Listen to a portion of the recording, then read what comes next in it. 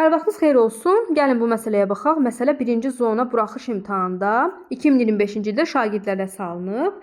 AB 6-dır, CD 8-dir, SY bu trapesiyanın romb və düzbucağı üçbucağı ayırır. Aha, verilənləri yazaq. Bura 6-dırsa, burada 6-dır, düzdürmü? Və rombdursa, bu da 6-dır, bu da 6-dır. Rombun bütün tərəfləri bərabərdir. Bura 8-dir. Bu düzbucaqlı üçbucaqdır. O zaman düzbucaqlı üçbucaqda naməlum olan 90 dərəcənin qarşısında duran tərəf hipotenuzdur. Hipotenuzu biz Pifaqor teoremi ilə taparıq. 7 kvadrat bərabər 6-nın kvadratı üstə gəl 8-in kvadratı edəcək 100 və 7 də olacaq 10 kök alsaq. Burada oldu 10. Çox sadədir əslində. İndi bu fiqurun, yəni trapesiyanın bizdən nə istənilir? Perimetri istənilir.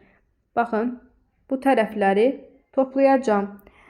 Olacaq P, A, B, C, D, 6, üstə gəl 6, üstə gəl 8, üstə gəl böyük oturacaq 16. Olacaq düzgün cavab 36.